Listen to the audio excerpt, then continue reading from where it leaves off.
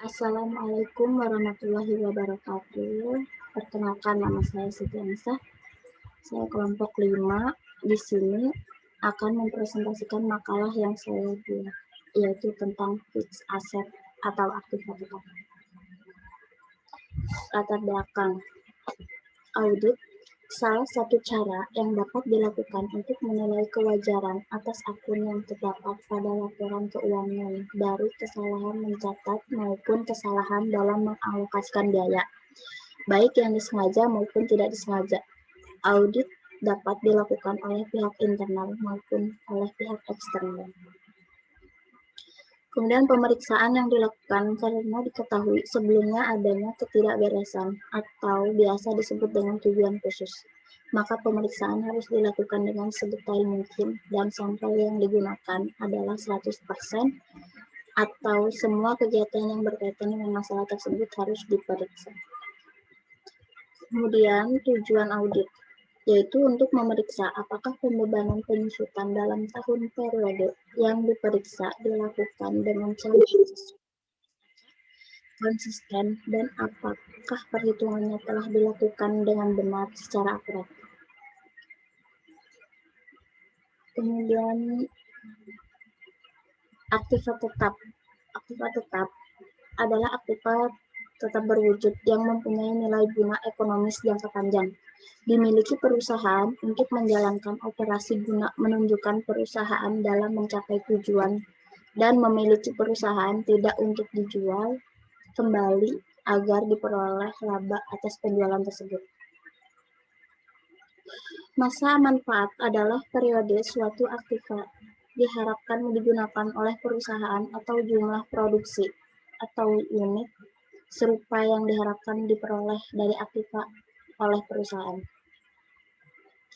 Kemudian kelompok fixed asset dibagi menjadi dua, yaitu yang pertama fixed tangible asset, yaitu aktiva tetap yang mempunyai wujud atau bentuk bisa dilihat atau bisa diraba. Yang kedua fixed intangible asset, aktiva tetap yang tidak mempunyai wujud atau bentuk sehingga tidak bisa dilihat dan tidak bisa diraba. Metode perhitungan penyusutan yaitu metode garis lurus straight line method, yaitu mempertimbangkan penyusutan sebagai fungsi dari awal, dari waktu, bukan fungsi dari penggunaan, agar digunakan secara luas, sederhana, dan mudah diaplikasikan.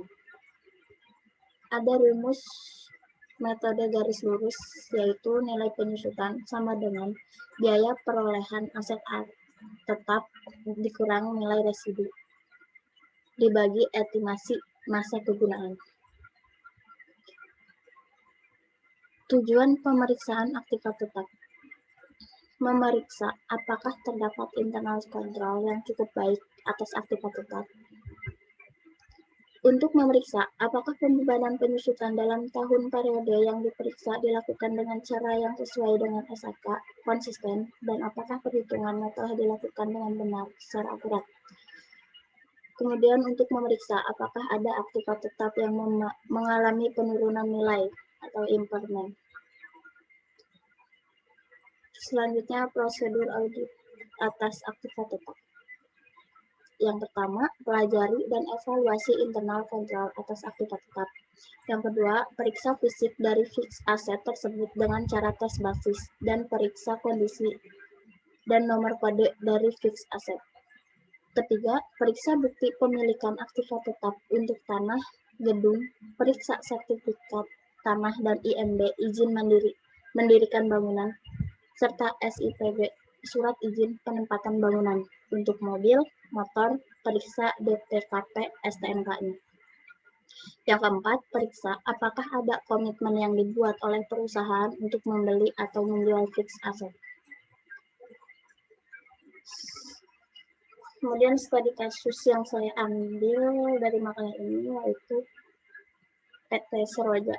PT Seroja adalah perusahaan yang bergerak pada tekstil yang akan diaudit bagian aset tetap.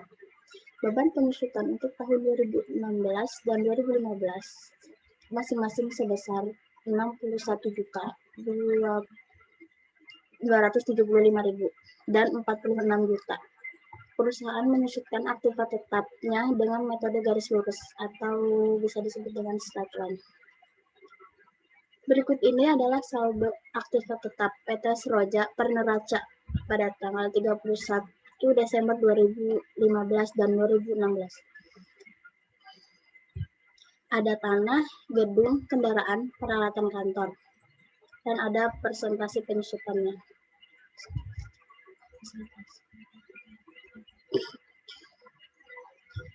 Kemudian kertas kerja, keterangan harga pokok tanah, gedung, kendaraan, peralatan kantor per buku 2015 dan 2016. Ada penambahan yaitu kendaraan sebesar 100 juta dan peralatan kantor sebesar 5.500.000. Di sini menggunakan metode straight line dan presentasinya gedung sebesar 10%, kendaraan 15%, peralatan kantor 5%. Akumulasi penyusutan gedung yaitu sebesar 60 juta, penyusutan kendaraan 45 juta, penyusutan peralatan kantor sebesar 2.275.000.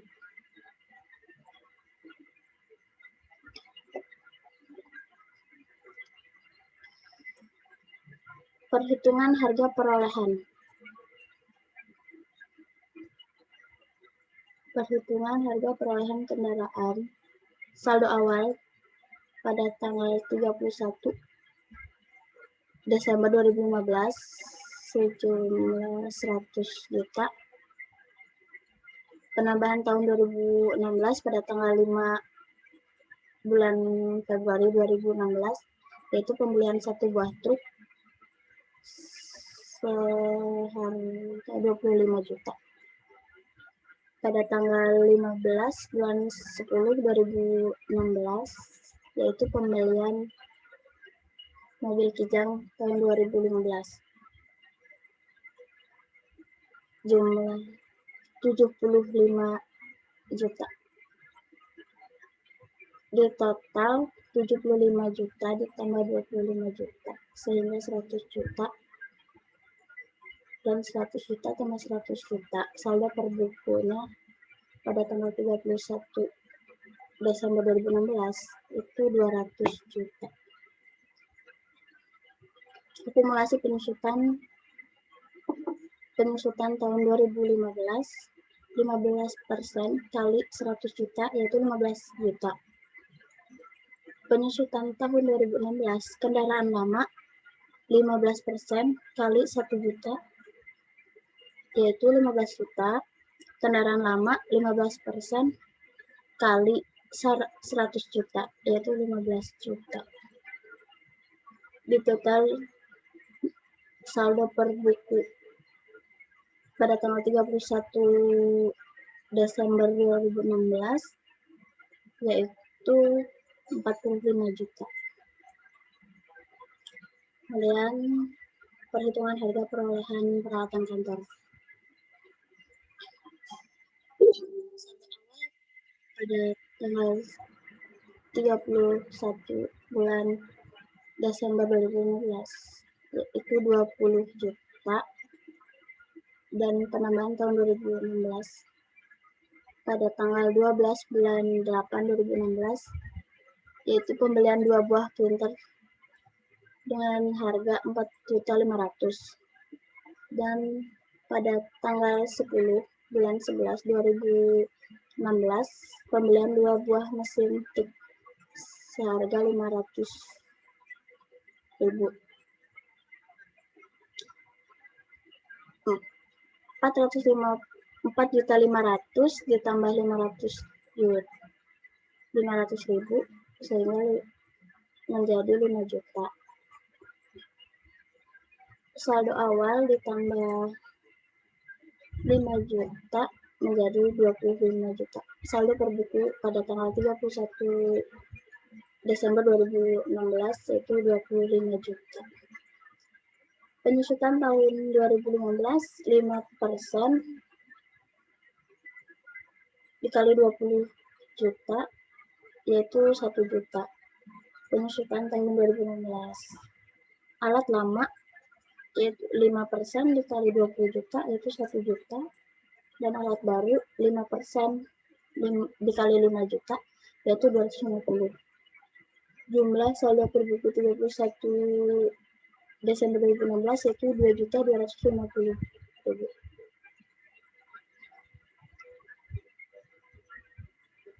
Hasil temuan audit. Berdasarkan hasil audit pada PT Seroja terdapat satu temuan yaitu penambahan pembelian alat kantor sejumlah 5.500.000 di tahun 2016. Kemudian jumlah sejumlah 25.500.000. Namun bukti pembelian alat yang ada hanya berjumlah 5 juta sehingga terdapat selisih 500.000. Pendapat auditor internal. Setelah ditelusuri, saat audit dilakukan ternyata terdapat pembelian spare part printer sebesar 500.000, namun nota pembelian tidak ada karena hilang. Hal ini dibuktikan adanya pembelian spare part pada pencatatan bendahara. Kejadian ini menunjukkan bahwa bendahara kurang teliti, sehingga ada nota yang hilang atau terselip.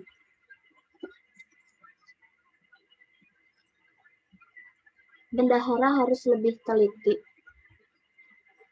Dengan sistem pengarsipan, nota harus diperbaiki. Pengarsipan nota bisa diarsipkan berdasarkan jenis notanya.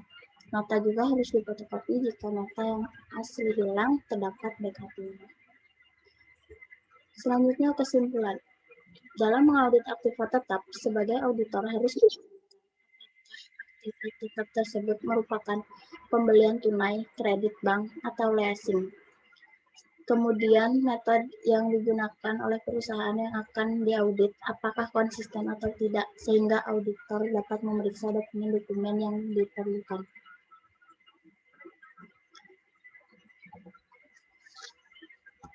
Sekian presentasi dari saya. Terima kasih. Wassalamualaikum warahmatullahi wabarakatuh.